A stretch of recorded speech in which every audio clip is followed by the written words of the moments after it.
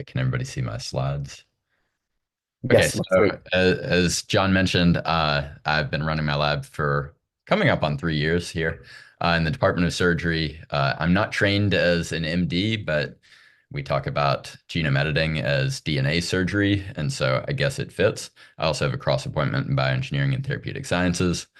And I'll talk a little bit about my path. I know that we have time after this talk to have a career question and answer, but just to get people thinking about, what led me to the research area that I'll be presenting on today. So my path was I entered the Yale umbrella program, biomedical sciences PhD program in 2009.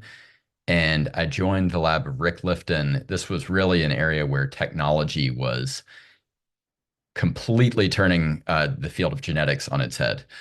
It was coming on the heels of the Human Genome Project, and we were using whole genome sequencing, exome sequencing to uncover drivers of endocrine tumors.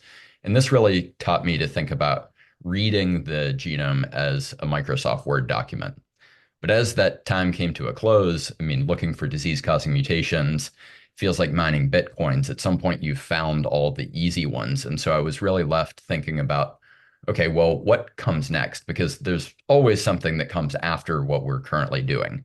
And so what comes after reading the genome as a Microsoft Word document? Well, that was given to me by a lecture that I saw presented by George Church at the end of my time at Yale. And he was the first person that I saw talk about CRISPR and talk about using CRISPR to edit the genome as a Microsoft Word document.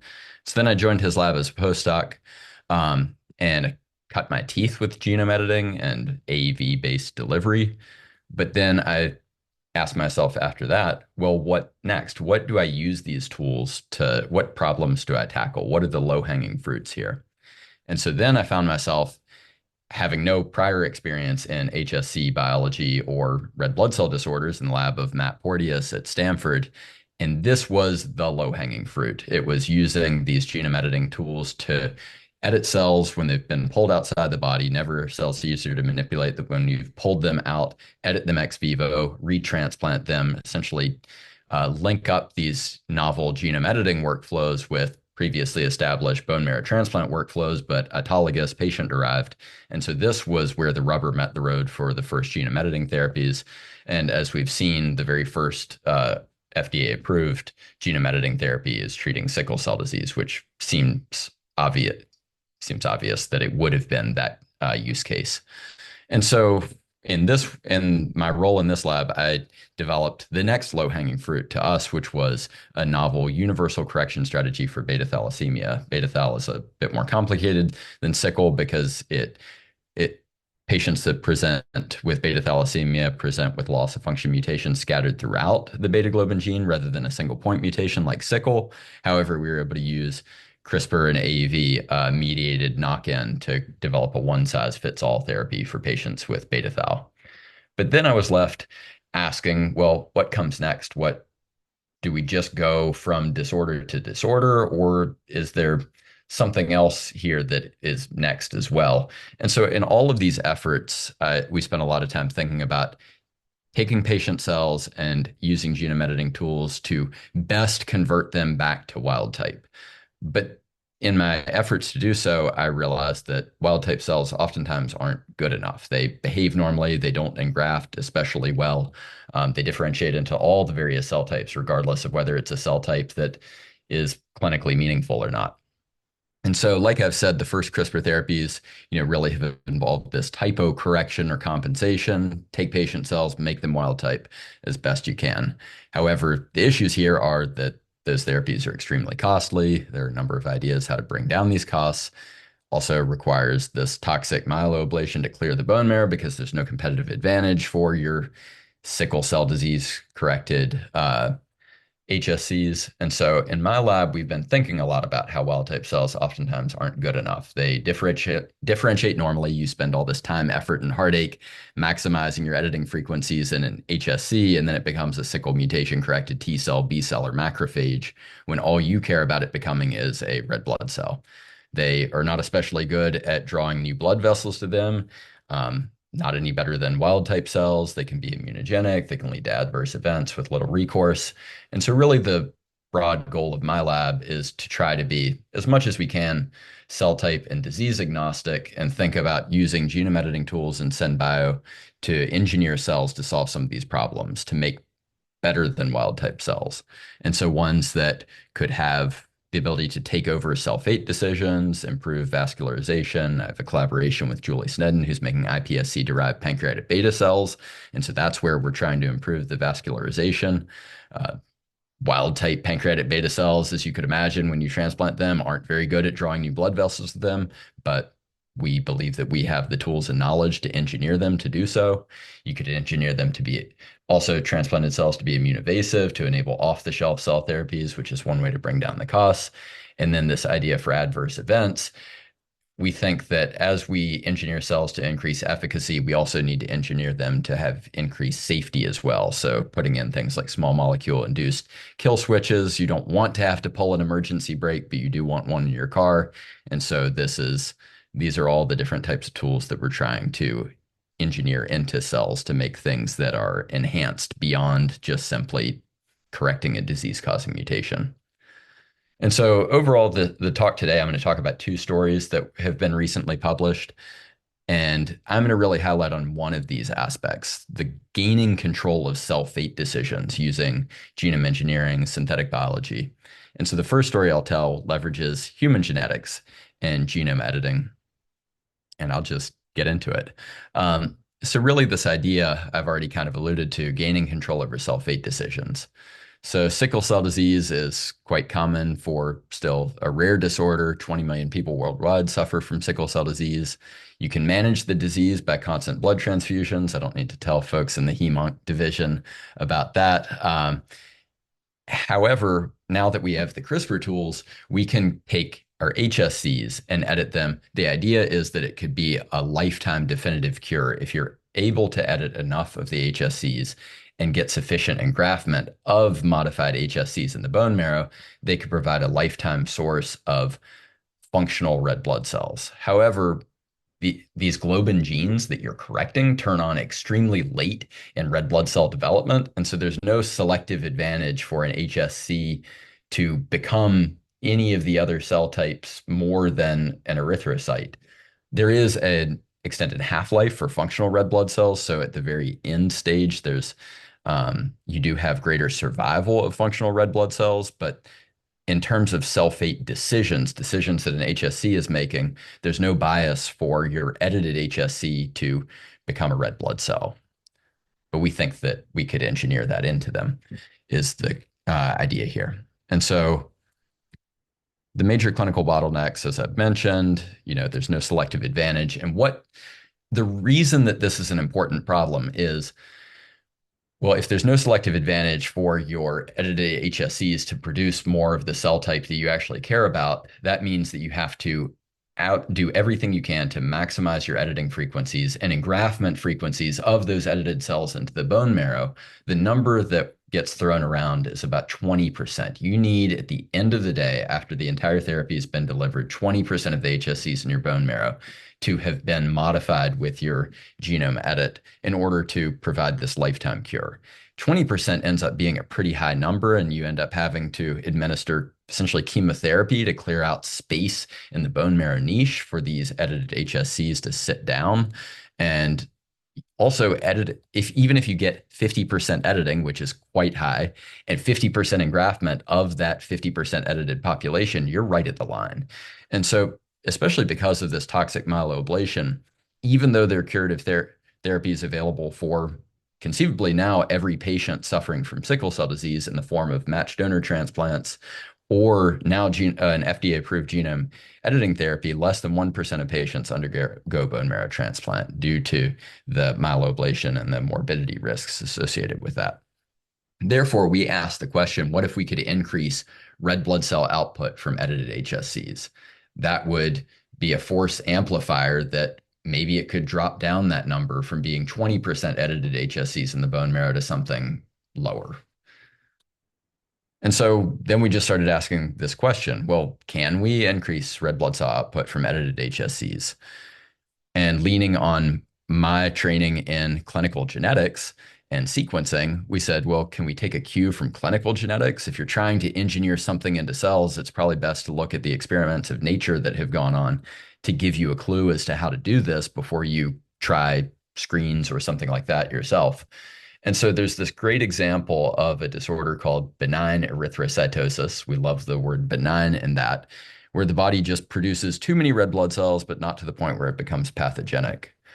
And it actually ends up becoming a really cool story where uh, where the mutation driving this was originally identified in a Finnish cross-country skier, multiple-time Olympic medalist, world champion, apparently won the 1964 Olympics by a margin of victory never equaled before. So of course he was accused of blood doping.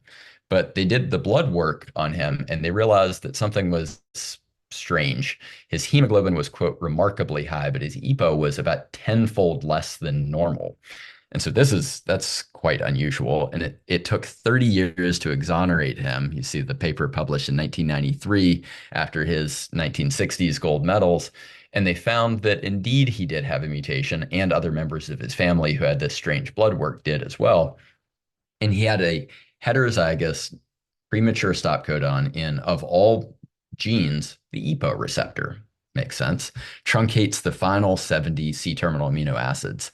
Quoting from the paper, the clinical phenotype is so mild that many affected individuals are not themselves aware of any abnormality, essentially genetic blood doping in his case. We also love the idea that every single cell in his body has a heterozygous EPO receptor mutation, yet there was no negative effect on lifespan or increased cancer incidence. And so this is just something that has already been vetted by nature as safe that we could perhaps deploy using genome editing tools. And experiments found that instead of imparting uh, constitutive activity to the EPO receptor, which would make it probably resemble polycythemia vera, like these JAK2 mutations, instead the mutation simply imparts EPO hypersensitivity. And so this was our hypothesis. We're genome editors, and so when we find a clinical mutation, we can use these genome editing tools to approximate or perfectly replicate the mutations. And so we said, well, what if we put in this truncated EPO receptor mutation into our HSCs? This idea was, okay, well, everything works on paper, and we know that it works in humans, but that doesn't mean that we can effectively model it. And so uh, we wanted to see some results quickly. We designed a fail fast experiment. It was fast and dirty. It was these two Cas9 guide RNAs. The idea is that they would create a spectrum of insertions and deletions, some of which would result in downstream premature stop codons. And the idea is in the cells that were edited with these EPO receptor guide RNAs and Cas9 combinations, we just should see more red blood cells at the end, and the editing frequencies go up if the edited cells are EPO hypersensitive. It's as if the cells that have these edits are getting a hyper local dose of EPO. And so we know, as I've mentioned, there's no selective advantage for cells that have been corrected for the sickle mutation in terms of hyperproduction of red blood cells or sulfate decisions. And so what we end up seeing is the editing percentage at the beginning of your red blood cell differentiation is essentially the same at the end of your red blood cell differentiation, these flat lines that indicate no selective advantage or disadvantage. You could imagine if there was a selective disadvantage, you're editing an essential gene, your edited cells would deplete over time. Well, we ended up seeing the opposite for our most effective EPO receptor guide RNA, in that the edited cell frequencies increase. They outcompete your unedited counterparts in culture over the course of this differentiation. And so we see this also in terms of just total cell count, cell production, which also would have to be the case if they're outcompeting their neighbors. And so we were really encouraged, even from the very first experiments. I could look into a well of a 6-well plate and tell you which ones had the EPO receptor edit. It was really dramatic. And so we were really encouraged to see this. We were able to achieve a greater number of cells, and a higher proportion of that greater number of cells are edited. And so this is one way. This was our fail fast, quick and dirty way to do this. The nice thing is it disrupts the endogenous EPO receptor, but this is not the exact Finnish skier mutation. They're like downstream premature stop codons. You also get a spectrum of indels. Some of these are not frame shifts. Some of these don't result in downstream stop codons. And so while that's helpful, it's probably not the most potent way of imparting this selective advantage to your cells. And so we said, okay, well, if we're adept at using Cas9 to do knock-ins, we can design a repair template that perfectly integrates the Finnish skier mutation and then have this marker so we can see that when we have GFP positive alleles, we know that they received the Olympic skier truncation event, also still operating off the endogenous EPO receptor. But we said, well, if we're doing knock-ins, we can knock in anywhere in the genome. And so we can think of other strategies of knocking in this EPO receptor elsewhere, some of which may be more or less potent than modifying the endogenous EPO receptor.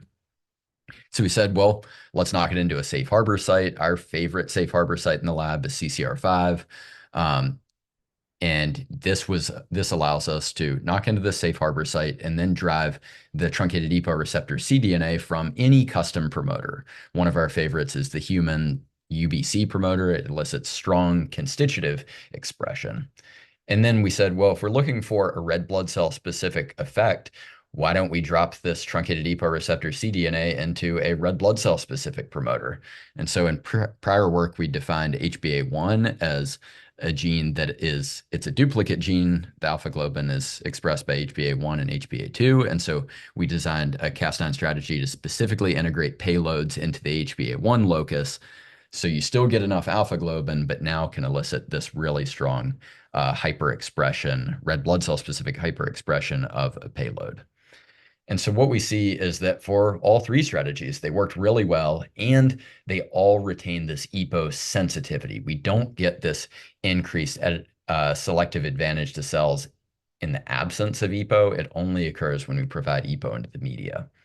And so this is encouraging that really the strategy is robust. It works however you want to try it. You can truncate the endogenous EPO receptor. You can express a cDNA from safe harbor sites that are tissue specific or constitutive. Also, just this idea that it is EPO dependent. That's important for safety. We know the Finnish skier mutation is EPO dependent, but all bets are off when you change the promoter and regulation of your gene that you're expressing. So that was encouraging to see. Also just encourages us that it may allow us to titrate the effect with exogenous EPO, as is clinically routine post-transplant. So this is great that we can increase production of red blood cells, but in the context of sickle or thalassemia, increasing production of sickled red blood cells is probably going to make it worse.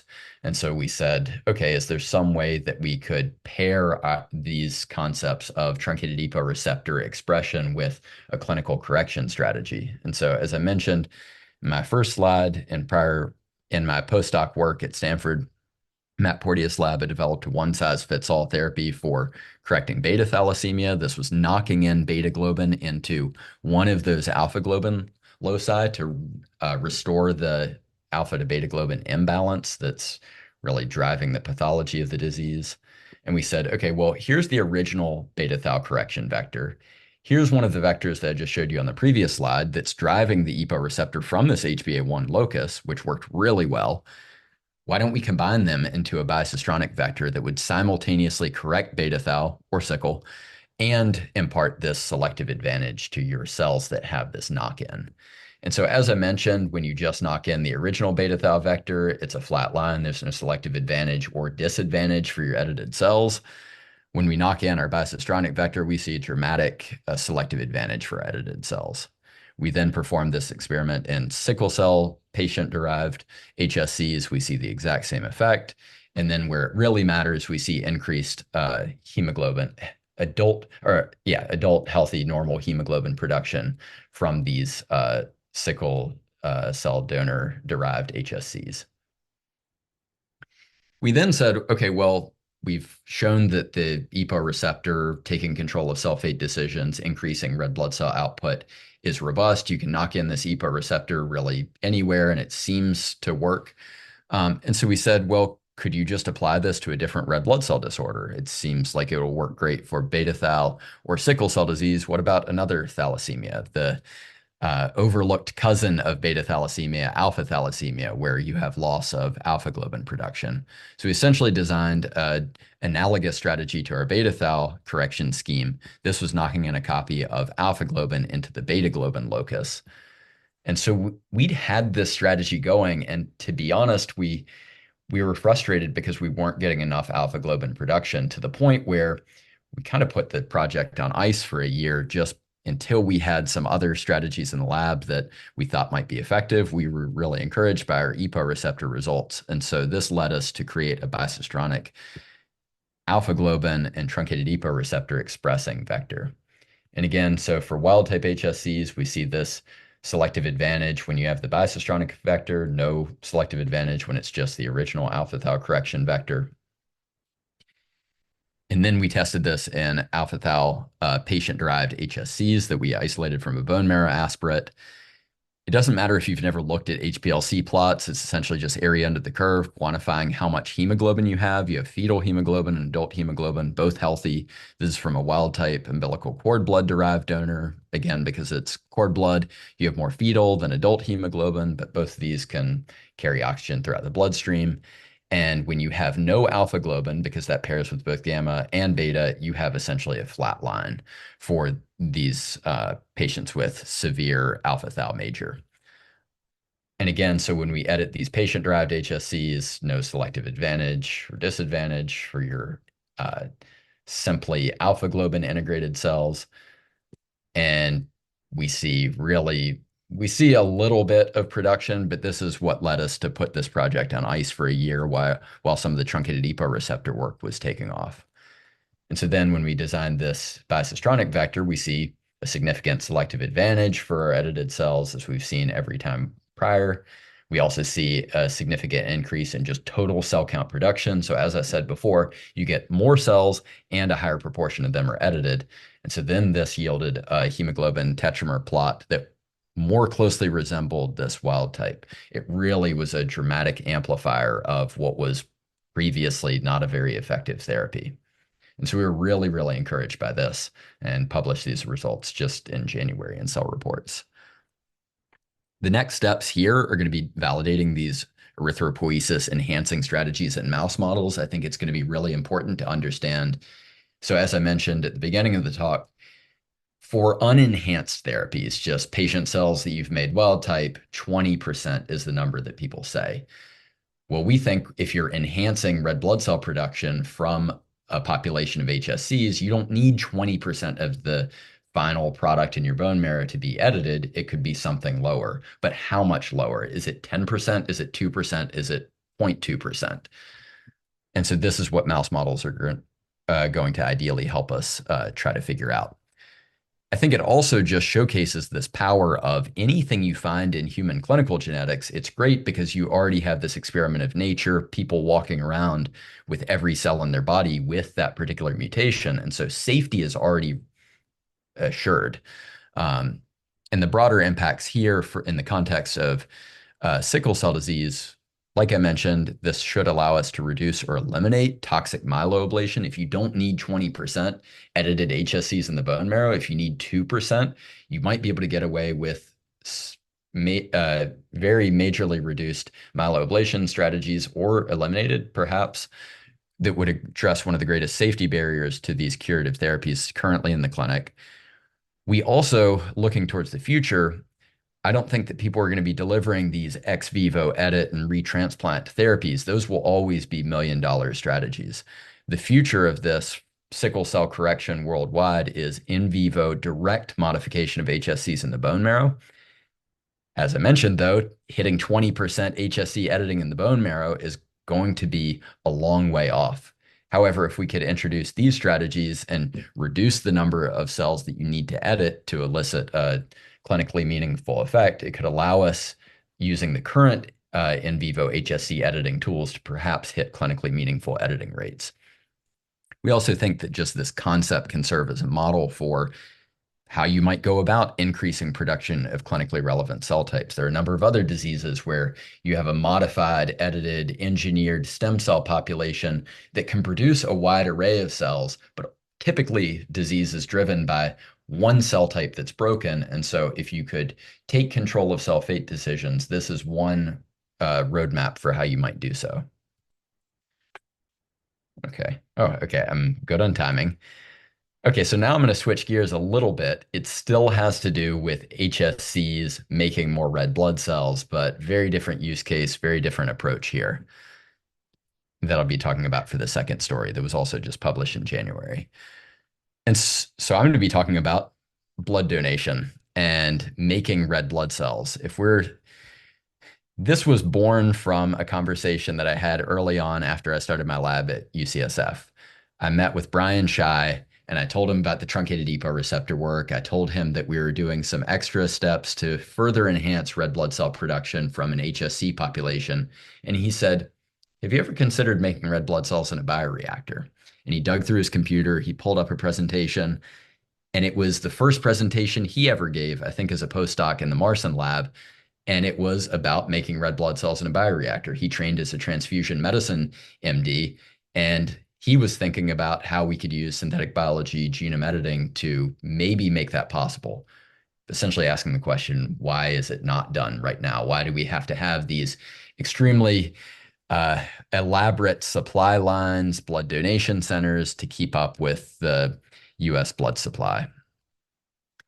And yet we're constantly faced with blood shortages, and this really seems to be like it appears like it will become a worsening situation with dwindling donor numbers, especially on the heels of COVID, rising cost of blood, aging population. I don't know that the way that we're currently doing it is sustainable. And so the potential solution here is, well, the pharma industry routinely deploys stirred tank bioreactors up to 20,000 liters for mammalian cell culture. Why not make red blood cells ex vivo? Well, that why not is a big why not. There are a lot of reasons why not, and because it's really, really difficult to make them at scale, cost effective, and compete with blood that is ultimately donated.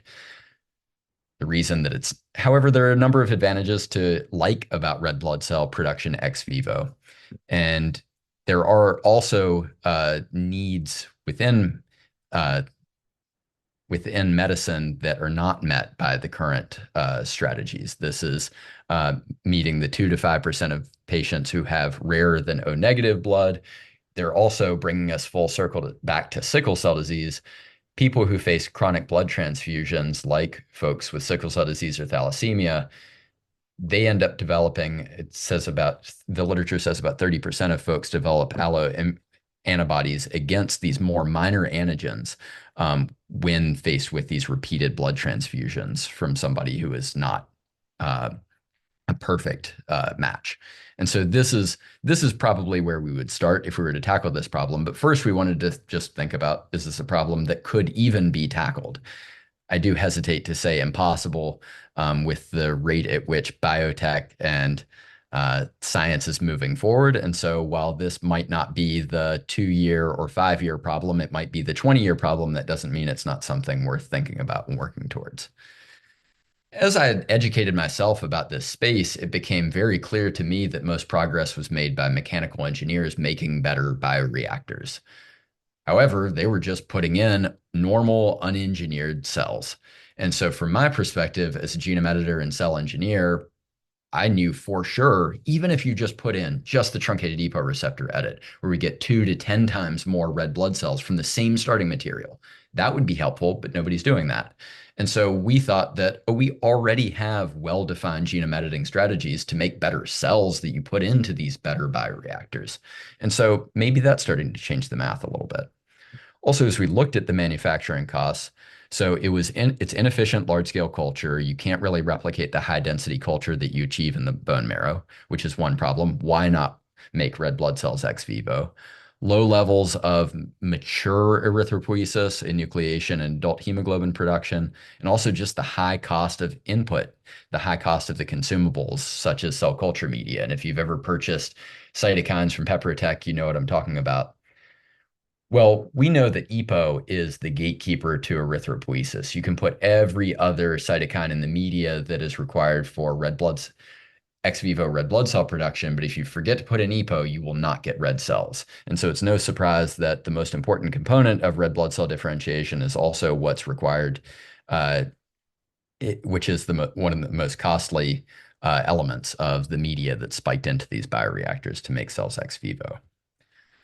And so looking into the mechanism by which EPO receptor signals, we know from Chris Garcia and other folks' work that EPO receptor, there's not something magical about EPO bringing EPO receptor into the perfect conformation to signal.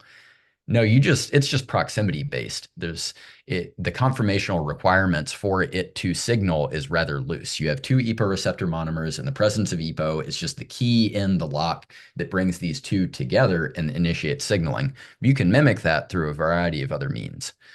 And so we in prior work had used, as I mentioned in my first slide, these small molecule based kill switches. These are just using the synthetic biology components that are small molecule induced dimerization domains. And so we said, well, we've used these before. We were also really impressed with how high fidelity they were, not leaky, non-toxic on unmodified cells. So we said, well, in that case, could we use these inducible dimerization domains to place EPO receptor signaling under control of a small molecule? If it's just proximity based, maybe these FKBP domains could be bringing these two EPO receptor monomers into a conformation that would allow signaling to happen. And so we said, well, okay, we like the idea, but all ideas are interesting, but can you fail fast? Can you test it quickly and not spend too much time on it if nature is telling you this is going to be more difficult than you expected? So we designed a very small library that put the FKBP domain everywhere we could think to put it within the EPO receptor. We put it on the N terminus, C terminus, right outside the transmembrane domain on the intracellular side, vice versa on the extracellular side.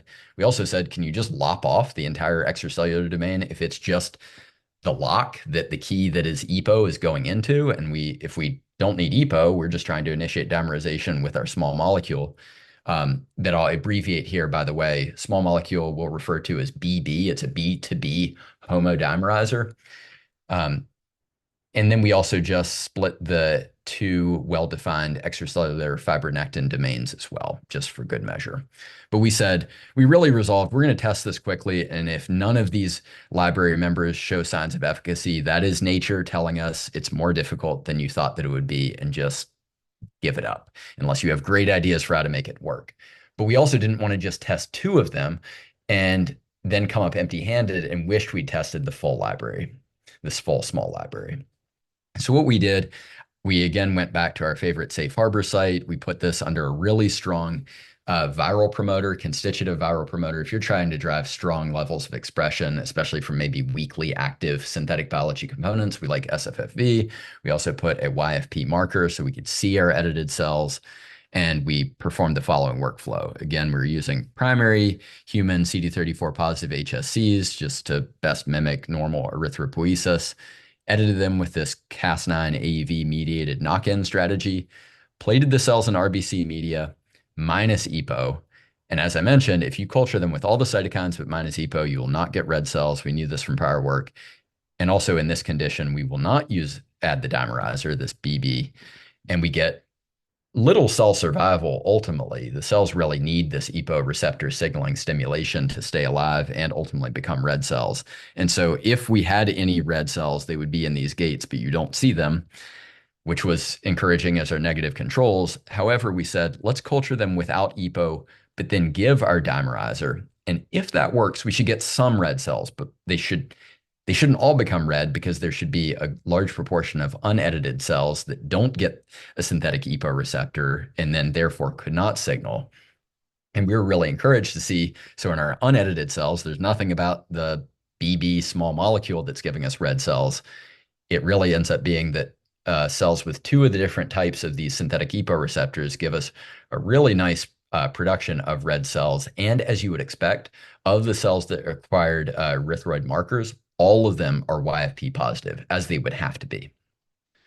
And so this was really encouraging that we found two designs that worked. But again, like I said, if we'd only tested two or three, we'd been wishing we would have either killed the project prematurely or wished that we had designed a larger library, because it took us till our fourth or fifth guesses as to what the best designs would be to find things that work.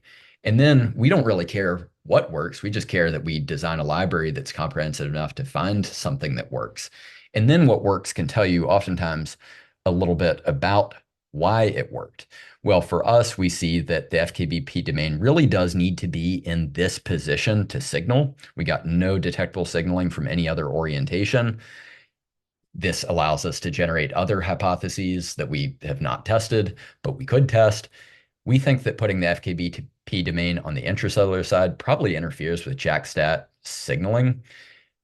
However, well, what about on the extracellular side that's not right next to the transmembrane domain? We think that maybe it's bringing the two domains together, but maybe the intracellular side is not consistently in close enough proximity to initiate signaling, as if the zipper has just been started, but not zipped enough to bring the coat together, is our thinking. So we could, of course, test these hypotheses or just spend time working on what works and trying to make it better. And so in this case, we had both a designs 1.4 and 1.5 that showed some levels of activity. They're still not reaching the levels of red blood cell production that just giving your cells EPO does, but we're getting closer. We also decided for future experiments, we iterate and design 1.5 because it's a smaller cassette, which is always nicer when you're doing knock-ins. It also has eliminated the extracellular domain that would give you cross-reactivity with EPO. And so this just creates cleaner experiments for us downstream as well, if you have a cassette that's only responsive to your small molecule. And so then we said, okay, well, for design build test cycle 2, do we have ideas for how to improve this?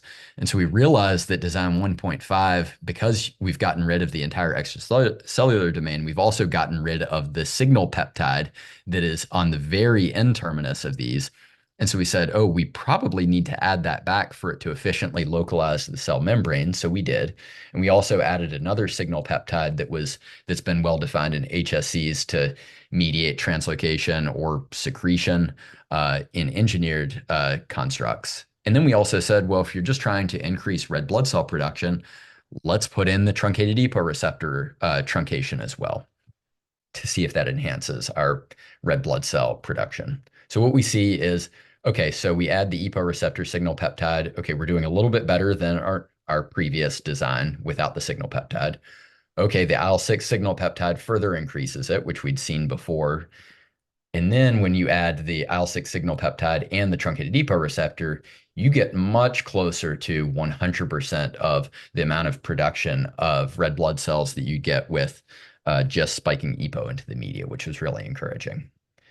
Just also to show that we're not creating some Frankenstein-y red blood cells that don't have normal hemoglobin production, we ran hemoglobin tetramer HPLC, as I'd shown on the previous slides. And so we see fetal hemoglobin, adult hemoglobin with our mock cells cultured with EPO, but you get no hemoglobin production if you don't have EPO in the media. Then for the engineered cells cultured without EPO, but with BB, we get essentially the same hemoglobin production profiles. We do see some leakiness, I will note, when you culture cells without EPO and BB. Here we get some residual production that we also spent efforts in the later design build test cycles cleaning up. But this was really encouraging that these are, as far as we can tell by flow cytometry and HPLC, these are normal red blood cells that we're producing. And so then for design build test cycle 3, we didn't have great ideas for how to make the construct better. So design build test cycle 1 and 2 were more protein engineering. How can we figure out a synthetic cassette that's small molecule responsive that gives us what EPO receptor gives us, just this red blood cell production? For design build test cycle 3, we said, well, we think we have our final form of this inducible EPO receptor cassette. Now let's start changing the regulation and seeing if that changes the behavior. So our prior library members were expressed by this exogenous, super strong constitutive SFFV promoter that is strong from HSC to RBC stage. which could be giving us some of that leakiness. We said, okay, let's bring it back down to reality and express this from a weak constitutive human PGK promoter. This gives you strong constitutive expression, but much weaker. We also said, again, if we're looking for a red blood cell specific effect, let's put it into the HbA1 locus and get this really essentially off in your HSCs, but really hyperexpressed in your RBC population.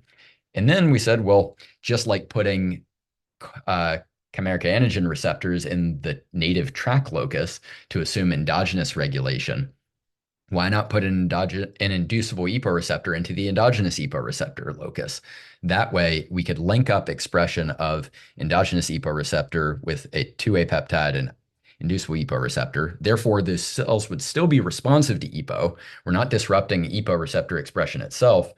We're just linking expression of our synthetic EPO receptor with the native regulatory environment, the native EPO receptor, which we know from our RNA-seq data is lowly expressed in HSCs and becomes increasingly expressed as cells become erythroid progenitors.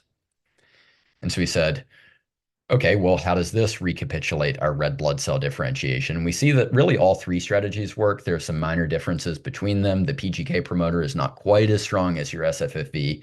However, it does really clean up that leakiness that I mentioned. Perhaps from the SFFV promoter, we see so much EPO receptor put onto the cell surface that they're spontaneously colliding and signaling to some weaker extent.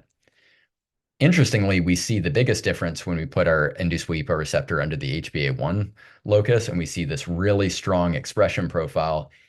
We essentially don't have any difference between whether we added small molecule or not. We're putting so much EPO receptor onto the cells.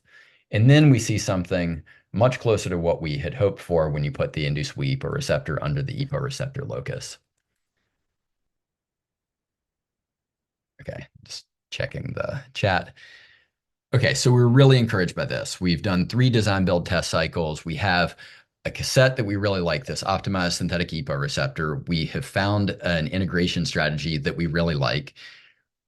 It really works either way, whether you put it into the HbA1 locus, drive it from really any of these promoters, but probably best recapitulating native erythropoiesis when you drop this IEPOR into the EPO receptor locus itself. However, there are things that we don't know about these cells.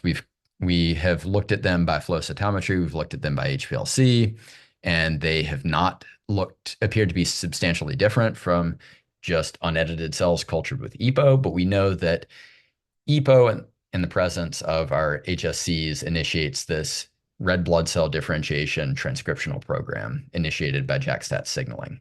However, what we don't know is when you have edited cells cultured without EPO and instead have an engineered inducible EPO receptor and your small molecule introduced, is that recapitulating the same transcriptomic state as unedited cells cultured with EPO?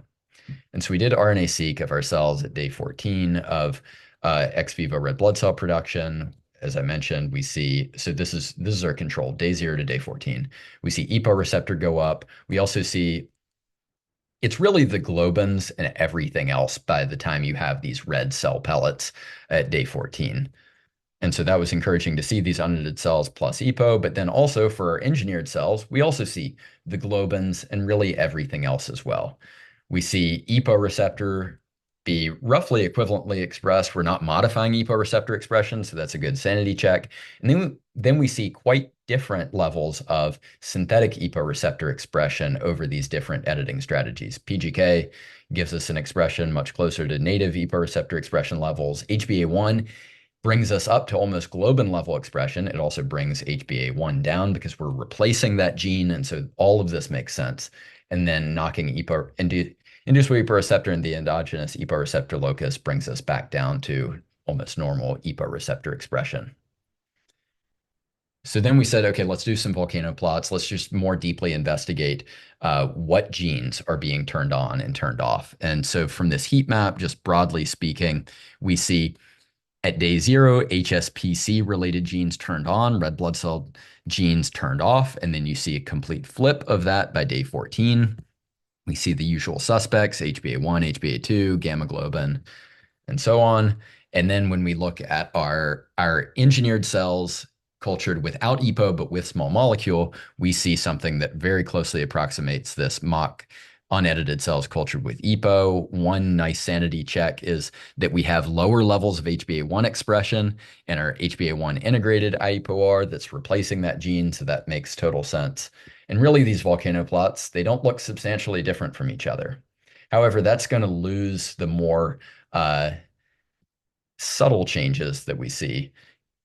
What we next became interested in comparing was how does mock, so unedited cells cultured with EPO, how does this group compare with each of these others? We know that cells are going to be really different when they go from clear cells to red in appearance from day 0 to day 14, but how does this condition compare to these others? And so what we find is when we compare, actually, this is a typo, it should be day 14 of unedited cells cultured with EPO versus the PGK IEPOR integrated synthetic construct at day 14. We see only 3 genes that meet our criteria of differentially expressed. And actually, the most heavily differentially expressed is our inducible EPO receptor, which is really encouraging. What we then see is more extreme differences when we integrate this under the super strong erythroid-specific HbA1 promoter, but still not as much as we expected going in. We see inducible EPO receptor as the most significantly upregulated gene. HbA1 is the most significantly downregulated gene. But then when we put our synthetic EPO receptor in the endogenous EPO receptor locus, there's only one gene that's differentially expressed. And so this was our favorite piece of data from this entire project, showing that yes, with synthetic biology, we can perfectly, exquisitely recapitulate the transcriptomic state of unedited cells cultured with EPO using this synthetic engineered construct cultured without EPO, but with small molecule. So then finally we said, okay, let's mimic something that would look like this red blood cell in a bioreactor production. Let's take iPSCs derived from an O-negative donor.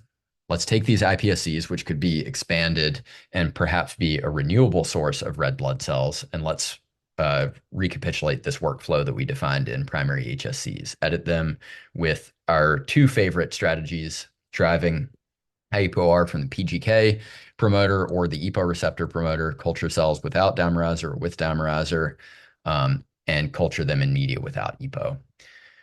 So we see unedited cells, these mock cells cultured with EPO. We see red blood cell differentiation, but BB in the minus condition gives us nothing. And then we see this hemoglobin tetramer plot that is mostly fetal hemoglobin. These are kind of primitive red blood cells.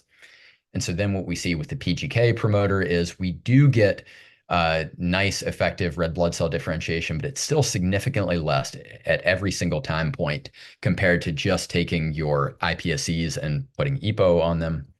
But then for the EPO receptor strategy, we see essentially the same level of red blood cell production at every level, which was really, really encouraging for us. We also see just the same sort of hemoglobin tetramer plots, so indicating that we're recapitulating normal erythropoiesis here.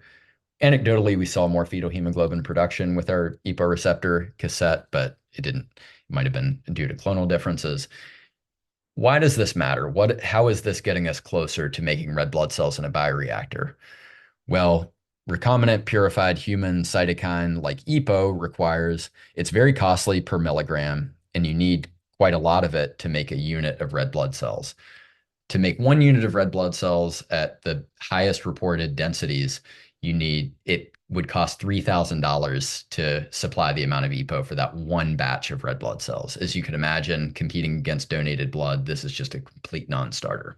However, when we do a calculation for BB, it's much, much cheaper to manufacture, and you need much less of it to initiate the same levels of signaling, bringing us down to, for the EPO receptor signaling component of making red blood cells in a bioreactor, it brings us down to on the order of dollars instead. And so what I will say, why I think this is probably the 20-year problem and not the 2-year or 5-year problem in terms of making red blood cells in a bioreactor, is this is one part of the puzzle. This is bringing down one of the components, but you still, in the rosiest scenario, you still are you're producing these red blood cells for a single transfusible unit at about $6,000 per unit. There are a lot of benefits to ex vivo red blood cells. I don't need to get into these right now. But we were able to do this project quite quickly. And we think that this could also, same as the truncated EPO receptor Olympic skier mutation story, to tell you how you could use clinical genetics to take control of cell-fate decisions. This is a great roadmap for how you'd use synthetic biology to tackle discrete problems in making a large amount of cells ex vivo. We think that we could also use similar strategies to remove dependence on other cytokines, especially the SCF receptor is two monomers that dimerize in the presence of SCF, and so that would take care of one of the other most costly components. We think that we can also improve high-density red blood cell culture, enucleation, and hemoglobin production using CRISPR screens, synthetic biology. We're really confident with this. We have some great collaborations going with Brian Shai and some great preliminary data to support that we can do this and we can make great strides really quickly. I mean, we haven't had the CRISPR tools for very long, and these synthetic biology tools are pretty new. And so porting these over to solve this specific problem that's mainly been tackled by mechanical engineers making better bioreactors, it's not surprising to us that we've been able to make great progress in a rather short time. We also now have engineered cells to express their own EPO, which is just another non-overlapping way with engineering the EPO receptor itself. And we have a strategy right now that can achieve 10 times more red blood cells in the absence of EPO. And so this, if you're getting 10 times more red blood cells from the same starting material, this does bring down your costs by an order of magnitude. Overall, as I mentioned in one of the first slides, I like to think about some of these problems from a cell type agnostic, disease agnostic standpoint. Red blood cells are just what I know. I found my way to editing HSCs and making red blood cells in culture because I was in an HSC editing lab trying to make sickle cell and thalassemia cures because that was a low-hanging fruit for ex vivo editing therapies. That doesn't mean that hyperproducing red blood cells in a bioreactor is the low-hanging fruit here. It is the low-hanging fruit for our lab, but we actually think that perhaps maybe taking these skills and strategies and applying them to create extremely large quantities at cost-effective scale of others differentiated cell types would have a broader impact than just making red blood cells ex vivo. This could be for platelets, neutrophils, T cells. I also think there's going to be a great need to make off-the-shelf engineered T cells instead of these autologous strategies, which will be inherently costly. If you're trying to make a lot of T cells ex vivo off the shelf, you're going to need to make them at scale and cost effective so they can be accessible to patients. And so we think we can take these learnings and port them over to other cell types. We're editing an HSC or a stem cell population, even iPSC derived, to make a full differentiated cell type. These lessons could be ported over pretty quickly. So overall, just the last slide that I have, I think in the last minute that I have, the goal of my lab, the real goal of my lab is to bridge the gap between synthetic biology and the clinic. Those of us in the synthetic biology space know how good these tools are. We also know how few of them have actually gotten to patients. And so there's so much more to get across this bridge. And so I would like for my lab in some small way to bring something over the bridge and help us get closer to bringing these great tools to patients. So with that, these projects took a village. It was ultimately three different projects that I talked about today. It was truncated EPO receptor for beta thal. It was the alpha thal project. It was the synthetic EPO receptor project. Some of this was a continuation of work that I had started in my postdoc lab, Matt Porteous lab, that was gotten over the finish line by two really talented med students, Job and Sophia. I really have to thank so many people in my lab who played major roles in these projects, getting them over the finish line.